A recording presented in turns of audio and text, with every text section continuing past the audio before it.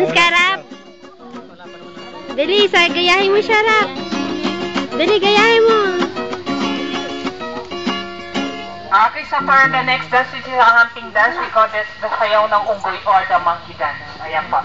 So, Ayan, unggoy daw, Rap. The monkeys are great hunters in the wild. Ayan po. So again, the monkey dance or sayang na lang ito.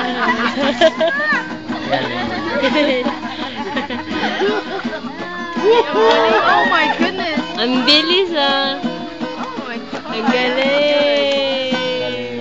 okay, so that is the sayaw ng unggoy or the monkey dance. Then for the final dance, this is what we call the war dance or sayaw ng pagbabayani or the binabayani dance. So during the olden times, they perform this as a guidance para po sa kanilang tribes or their the Balyari or the Black Nazarene. So again, this is the war dance or sayaw ng pagbabayani. And we have our performer. So we have Ayan, Red nakabayani and daw. And by the way, they are holding the real bows and arrows. And sometimes, they do release that po. So accidentally, nabibitawan po nila yan. So Naku, be careful. delikado pala. So baka tamaan po tayo. So yung huling tinamaan, buhay pa naman po. Nakalabas lang naman ng hospital.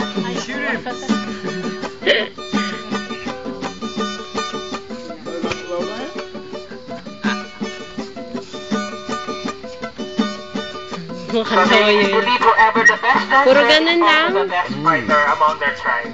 Magaling yung So monkey. ayan po, malapit na nilang mabitawan. So yung may mga shade po, delikado po. Yan po ang laging may tinatamaan, yung mga naka-shade. Okay, so that will be the end of the short but humble presentation. So let's give them a round of applause for our Aita brothers. So again, for my group, so bago po dumating yung malakas na ulan, kindly stand up and we will proceed to the last and